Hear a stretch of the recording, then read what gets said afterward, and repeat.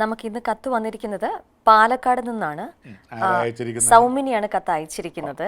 സൗമിനി പ്രോഗ്രാമുകളെല്ലാം കാണാറുണ്ടെന്ന് പറഞ്ഞു. ഇപ്പൊ കത്ത് അയച്ചിരിക്കുന്നത് മകൾക്ക് വേണ്ടിയിട്ടാണ്. കേന്ദ്ര സർവീസിൽ ജോലിയുണ്ട് മകൾക്ക്, വിവാഹമൊന്നും ആകുന്നില്ല, ആലോചനകളെല്ലാം ധാരാളം വരുന്നുണ്ട്, മകൾക്ക് ഒന്നും ഇഷ്ടപ്പെടുന്നില്ല, വിവാഹത്തിന് വലിയ താല്പര്യവുമില്ല.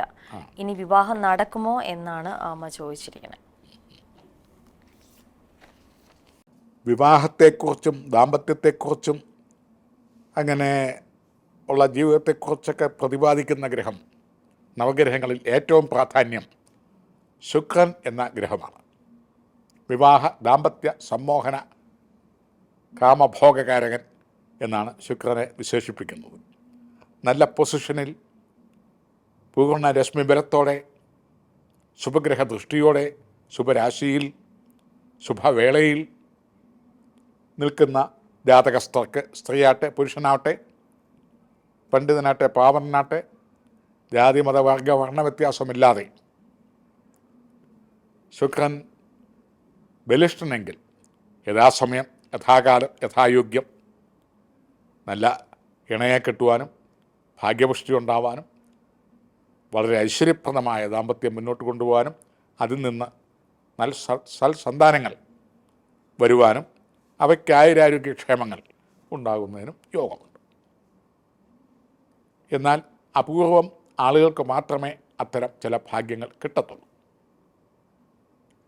ആ ഡെൻസി ബലം ഇല്ലാതെ, അതായത് ഡിഗ്രി ബലം, രശ്മി ബലം, പ്രത്യേകിച്ച് 9 ഡിഗ്രി, അതായത് 9th ഡിഗ്രി സൂര്യഗ്രഹവുമായി നിൽക്കുന്ന ശുക്രൻ, സൂര്യൻ്റെ ശക്തി വിശേഷത്താൽ ശുക്രന് മൗഢ്യം സംഭവിക്കുന്നു. അതാണ് 9 ഡിഗ്രിയിൽ വിവാഹ ദാമ്പത്യ സമ്മോഹന കാമഭോഗകാരകനായ ശുക്രൻ സൂര്യഗ്രഹവുമായി 9 ഡിഗ്രിയിൽ നിൽക്കുമ്പോൾ ആ ശുക്രന് മൗഢ്യം സംഭവിക്കുന്നു. അതായത് ആ ശുക്രന് ഫലദാനശേഷി ഇല്ലാതാവുന്നു. അങ്ങനെ ഫലദാനശേഷി ഇല്ലാതാവുമ്പോൾ യഥാസമയം യഥാകാലം യഥായോഗ്യം വിവാഹം നടക്കാതിരിക്കുകയോ, അല്ലെ വിവാഹത്തോട് ഭയം, വെറുപ്പ്, പുച്ഛം, ഇണജീവിത താല്പര്യക്കുറവ് എന്നിത്യാദികളോ, അല്ലെങ്കിൽ അവനവൻ്റെ ഉറ്റവരോ ഉടയവരോ സഹോദരങ്ങളോ വിവാഹം കഴിച്ചിട്ട് ഉണ്ടായ ചില അനുഭവങ്ങൾ, ദുഃഖാനുഭവങ്ങൾ, തിക്താനുഭവങ്ങൾ കണ്ടിട്ട് മനസ്സ് വേദനിച്ച് അകച്ച് വിവാഹം വേണ്ട, ഇങ്ങനെയൊക്കെ ആണെങ്കിൽ പിന്നെ എന്തിനാ എന്നുള്ള ഒരു രീതിയിലേക്ക് മനസ്സ് എത്തിപ്പിടിക്കുക.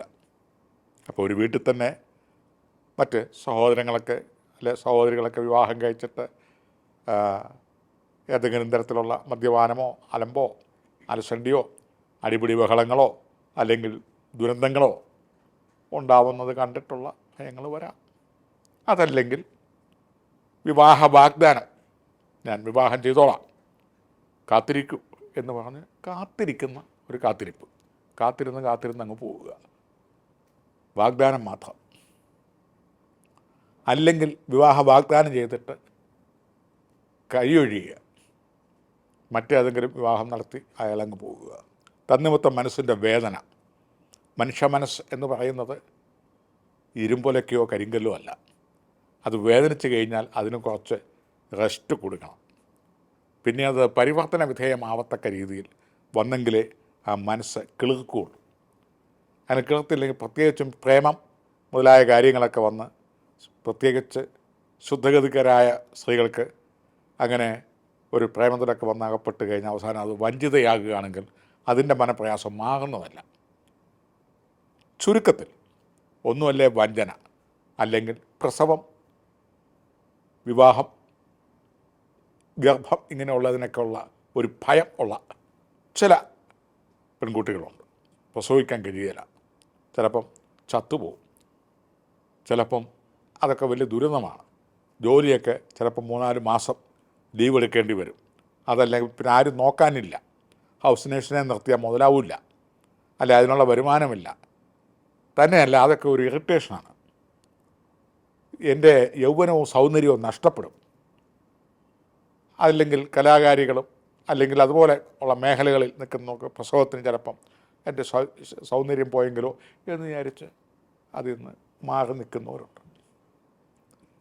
അല്ലെങ്കിൽ ഉറ്റവരോ ഉടയവരോ മുൻ സൂചിപ്പിച്ച പോലെ വിവാഹം കഴിഞ്ഞിട്ട് കൈപ്പേറിയ അനുഭവങ്ങൾ, അല്ലെങ്കിൽ വിവാഹ വാഗ്ദാന കാത്തിരിപ്പ്, അല്ലെങ്കിൽ വിവാഹ വിരഹം, അതുമല്ലെങ്കിൽ ചതി, അതുമല്ലെന്നുണ്ടെങ്കിൽ സമൂഹത്തിൽ നിന്ന് വരുന്ന ചില എതിർപ്പുകൾ, അല്ലെങ്കിൽ വിവാഹം കഴിച്ചാൽ ജോലി നഷ്ടപ്പെടും, അല്ലെങ്കിൽ മറ്റേതെങ്കിലും തരത്തിലുള്ള സാങ്കേതിക ബുദ്ധിമുട്ടുകളുണ്ടാവും എന്നുള്ള മുന്നറിയിപ്പ്, ഇങ്ങനെയൊക്കെയുള്ള പ്രൈവറ്റ് ജോലികൾക്കൊക്കെ അത് ബാധകമാണ് കുറേയൊക്കെ. അതുമല്ലെങ്കിൽ എല്ലാവിധ യോഗ്യതയുണ്ട്, വിവാഹം ജാതകപ്പൊരുത്തമില്ല. അതുമല്ലെങ്കിൽ ജോലി തുല്യമല്ല, അല്ലെങ്കിൽ ശമ്പളം കൃത്യമല്ല, അല്ലെങ്കിൽ മാതാപിതാക്കളും അവരുടെ രാഷ്ട്രീയവും ജാതിമതം ഒരിക്കലും മുന്നോട്ട് തുല്യമായി പോവില്ല. ഇങ്ങനെയൊക്കെയുള്ള അവസ്ഥാന്തര വ്യത്യാസങ്ങൾ, ഇവയെല്ലാം കൂടെയൊക്കെ ചേരുന്നതാണ് ഈ 9 ഡിഗ്രി മൗഢ്യത്തിലുള്ള വിവാഹ ദാമ്പത്യ സമ്മോഹന അമാതുര കാരകനായ ശുക്രൻ്റെ നിപ്പ്. അതാണ് മൗഢ്യം വന്നിരിക്കുന്നത്. ഇവയിലേതെങ്കിലും വിട്ടുവീഴ്ചകൾ ചെയ്യാമെങ്കിൽ, ഏതെങ്കിലും എന്ന് വെച്ചാൽ ചെയ്യാവുന്ന മേഖലകളിൽ വിട്ടുവീഴ്ചകൾ ചെയ്യാമെങ്കിൽ വിവാഹം നടക്കും. അതിന് ചില ദോഷപരിഹാരങ്ങളിലൂടെയൊക്കെ ചെയ്താൽ ആ ഗ്രഹങ്ങൾക്ക് കുറേ കൂടെ ശക്തി വരും. മഹാലക്ഷ്മി എന്ന് പറയുന്ന അവതാരമൂർത്തി ശുക്രൻ്റെ വിഭാവനം ചെയ്യുന്ന മൂർത്തിയാണ്. ജലാതി ജലാന്തം ജലകന്ധ പുഷ്പധൂപദീപ ജലാന്തം മഹാലക്ഷ്മിയെ പൂജിച്ച് ലക്ഷ്മി മന്ത്രങ്ങൾ കൊണ്ട് ശക്തിപ്പെടുത്തി വജ്രം മോതിരം ധരിക്കുകയോ, അതുപോലെ വെള്ളിയാഴ്ച ദിവസങ്ങളിൽ മഹാലക്ഷ്മിയെ പൂജിക്കുകയും സ്വയംവര മന്ത്രാക്ഷരങ്ങൾ കൊണ്ട് ദേവിയെ സന്തോഷിപ്പിക്കുകയൊക്കെ ചെയ്യുക. ഇങ്ങനെ മുൻ സൂചിപ്പിച്ചതിൽ ഏതെങ്കിലും ആണോ തടസ്സം എന്ന് ആത്മപരിശോധന കുടുംബക്കാർ ചെയ്യുക. അവയ്ക്കുള്ള പരിഹാരങ്ങൾ വിട്ടുവീഴ്ചകൾ ചെയ്യുകയും ചെയ്താൽ കണിശമായിട്ടും വിവാഹം നടക്കുന്നതാണ്.